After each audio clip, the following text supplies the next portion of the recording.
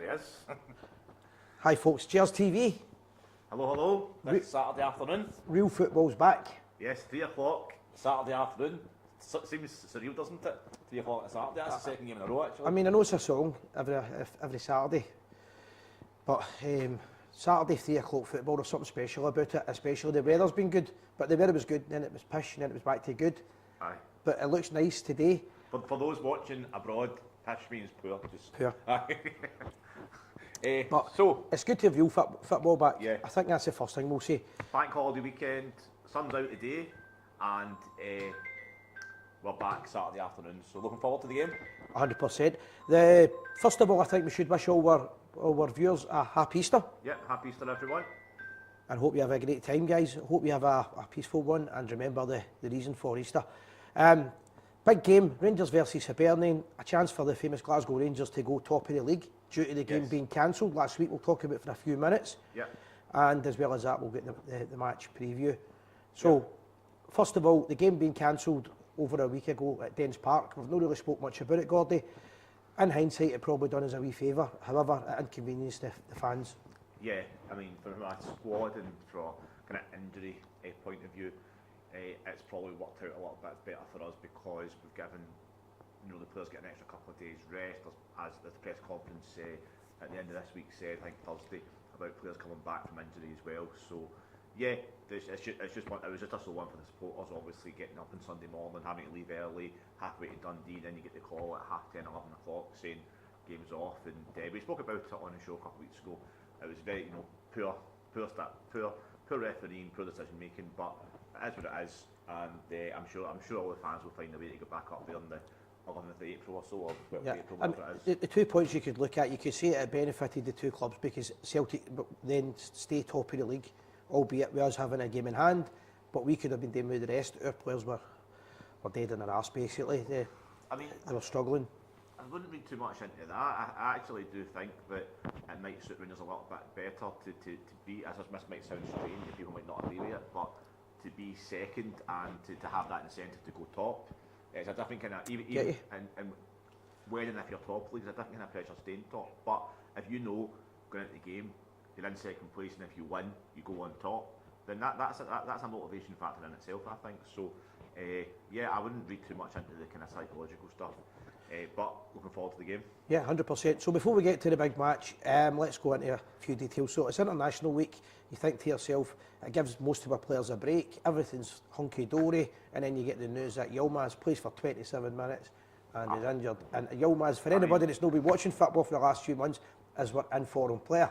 I mean, you couldn't make it up. You couldn't make it up in one sense, then you think about it. And he wasn't even scheduled to play. I actually think that Turkey had another left back or a left side player that was supposed to play. I could be wrong, and that's what I've been told. That player got injured before the game. That man went in as a replacement and gets stretchered off after 20 minutes, half hour or so. And yeah, as you say, Si, he's been in top form. He's been. It's strange because he was maybe getting sold in January. He's came back. He's got his head down. He's played really, really well. He now looks the talent that we thought he was when we signed him 18 months ago. It's just unfortunate. I don't think it's long term and anything like that. So we just have to go on with it. We've got able replacements. I mean, we've got Borna Barisic, who's played in the semi-final at the World Cup for Well, Croatia. he has been a regular player anyway. I think we'll be fine. It was just bad luck. I just think that Borna struggles against Celtic on that left-hand side. I think I agree with that. He's not quite as fast as Redman, and I think he had one good season against him, 55, when he was in top form. Yeah, but that's it passed. Also, we've got we'll just quickly do this. I'll get your opinion on it. The Old Firm, we don't know the full details on it because reading it today, I believe it's not actually. Everybody's saying this is the final decision, but it's now got to be they've now got to get the health and safety in that announced on it. But it's looking like 5% for away fans, both clubs, which would equal something like 2,800 for Rangers and 2,500 for Celtic. Yeah. I mean, thoughts? Again, football fans should be able to go to football matches. Personally speaking, and again, I think it adds to the atmosphere, and I think that we were too kind to Celtic in the sense we've given them a whole stand for a long time. Yeah. And you get used to that. And yeah, the way Ibrox is designed, it kind of works out that way, and it's probably the best idea. But for me personally, when Rangers score at Ibrox and it shuts them up, For me, there's that. nothing more satisfying. That- I mean, I remember going to Stephen Gerrard's first Old Firm game at home, and we won 2-1, and you know, the stand full of Celtic fans. They were going to expect to win, and we shut them up. And for me, there's nothing more satisfying than that. I think football should always be for fans. Yeah, always. It's a sensible decision, and to be honest, it makes a bit when you've got the game on Sky. You know, let's face it, the Old Firm game, whatever side you're on, obviously we're on the Rangers side, whatever side you're on, it's a showpiece of Scottish football. Aye. And to have the fans locked out of the game is, for me, it's not a great look for the Scottish game. It's incredible that happened. And I'm not wanting to go into the tit for tat stuff and all that, but Celtic started it, which they did with Fergus McCann. No, they didn't. I did. No, they didn't. I did. But we don't want to go into that. That's where it all started, and it became a PR war. Now, we've got within the group chat, as you know, and I did predict that Celtic will use this as a victory for Celtic. It's a victory for supporters who go to away games, and it's a victory for the game, I think. But I wouldn't read a lot into it because it's still got fine detail to go into it. However, the only people I feel sorry for is the fact that some Rangers fans will be affected by it. But, and I'm watching how I say this, because it doesn't affect me and it's easy for me to say this, something had to be done, and I don't know what they could have done that wouldn't have upset fans, whatever way they done it, and I think they've done possibly the best way. I would have liked to have seen a compromise where nobody loses a season ticket for that game, but I'm not really sure what the answer would be to get around it. And I think there's been an influence by the media as well, and the sports media, Sky for example, wanting away fans in. In other words, what I'm saying, Gordy, is they're damned if they do and they're damned if they don't. Yeah, I mean, it's one of these situations where there's going to be no kind of perfect solution.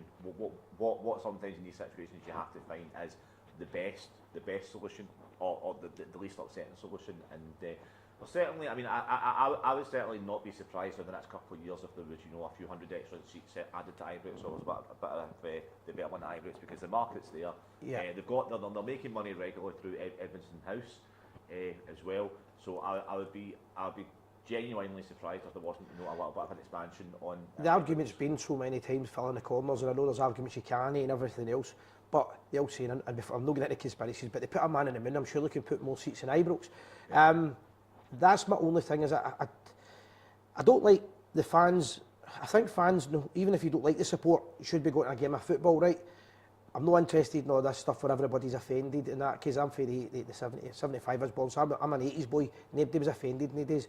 And the other thing is as well, and this is something I think is very important, and it includes them as well, is when Rangers go to Celtic Park, the fans are getting told to go in 2 and 3 hours early. That's garbage. That's utter nonsense. Well, I mean, if you think about it, I mean, there's every possibility that the game might kick off at, say, 12 o'clock on a Sunday. And you have to go in at 9. And you have to go in at 9, and, you know, you'll have your maybe supporters buses coming down for Aberdeen, or coming up for England, or over for Northern Ireland, obviously, as well. And, you know, I don't understand. Well, let's call a spade here, it's right? when politicians get involved. See, if you decide that you're going to get pissed for the game night, you go like that to me, right? Let's have a swally for the game night, and I go, Canny, we need to be at Celtic Park at 9 o'clock. So the first thing one of us is going to say is, we'll start drinking at 6. Yeah, that's how people work. Yeah, so it doesn't change anything. It doesn't change anything. It actually could make it worse. And you'll get people trying to, you know, you get Celtic fans coming to Ibrox, you know, Rangers fans going to Celtic Park, try to sneak in stuff. You know, you've maybe glass bottles up your jacket or whatever. Or they're going to see your jacket. That's a bit dangerous. Well, and the piggy bank. So this is a family show. Come on. So, you see that? This is a family. I didn't say that. I said jacket. So I've got visions there. Well, keep into yourself, please. So that's the scenario. That could be. I think that, you know, there has to be common sense. Common sense has to prevail. Would you agree that? Sorry, but would you agree that the 800 was too small? Because if you're going to the 800, you're as well doing none. Yeah, I mean, I think you have to have some kind of figure attached so it's fair. And 5% seems reasonable. I'm pretty sure 5% is the UEFA rule for European games and whatnot. So I think that's a sensible agreement for the love of the game.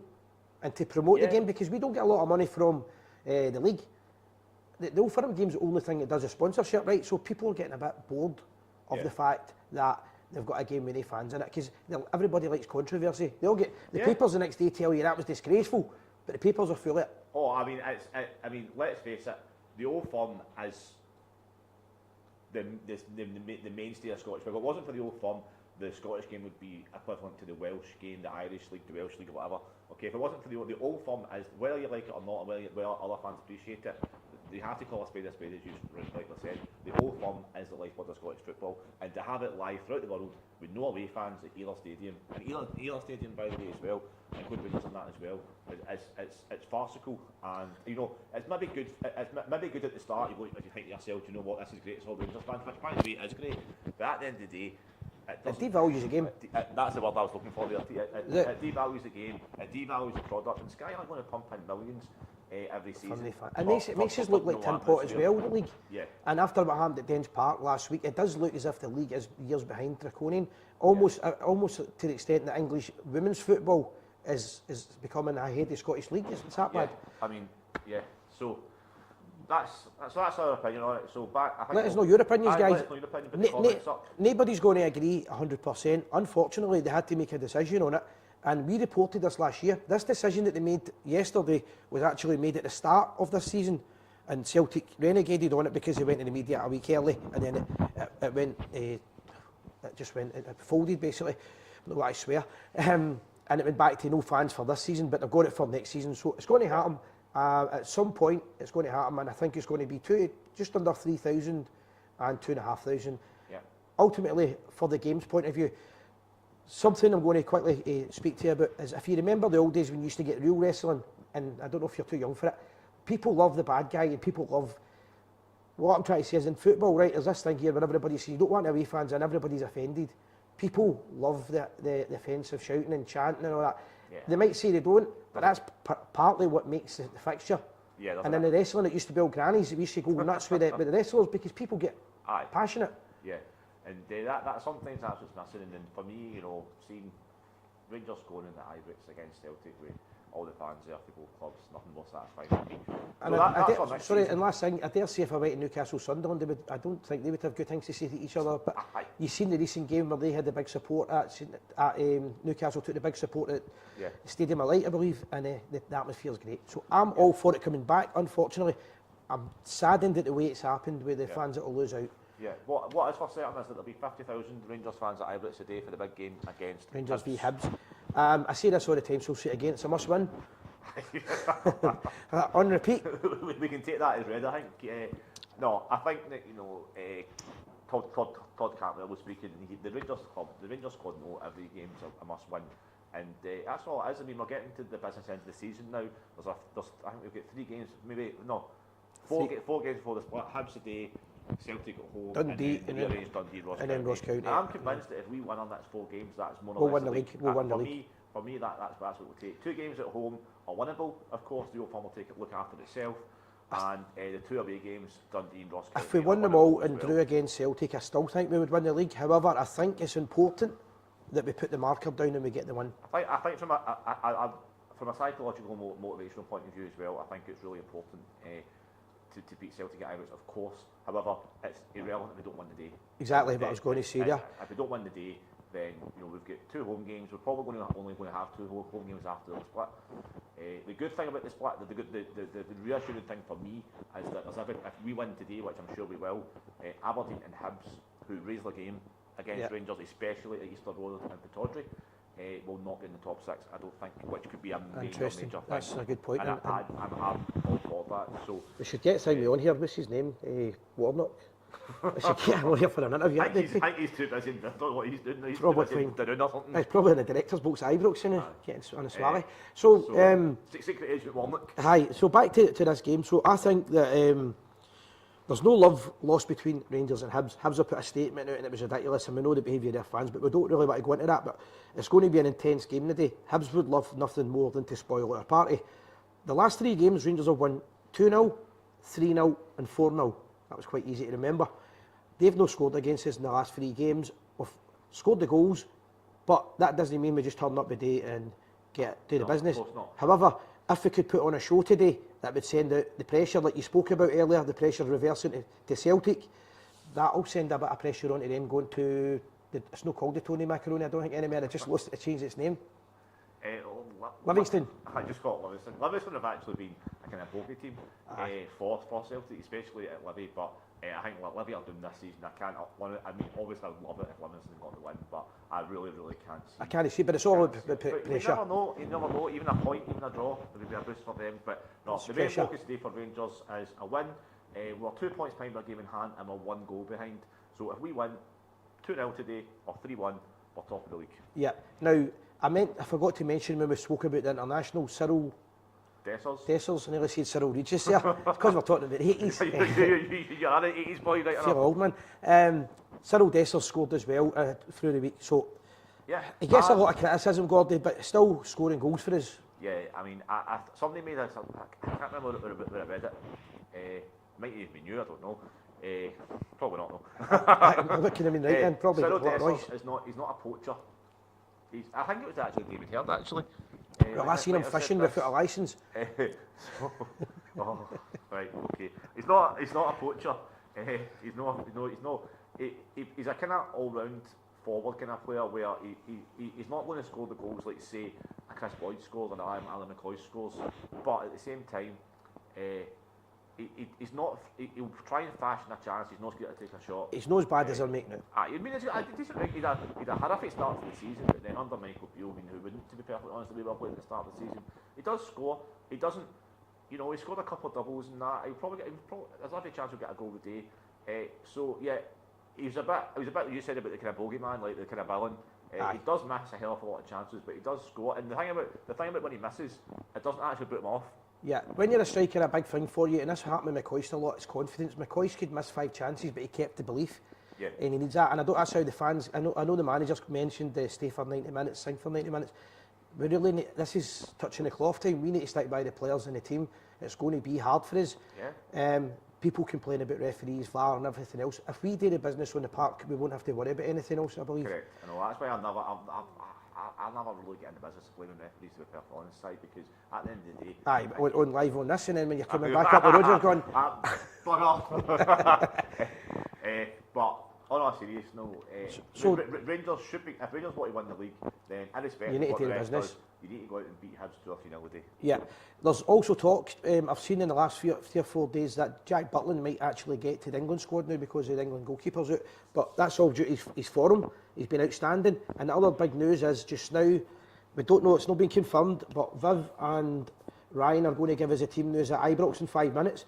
However, I believe that Sima is back, and that's big news. Back in training, and he's done really well. And I'm still not convinced what his actual proper position is, to be perfectly honest. He kind of played left wing, then he played right wing, then he played up top. So, but he's fast, he's powerful, he's fast, he's got a bit of skill, and he's a finisher as well. So, if we can get him back for the rest of the season, that'll be a big thing.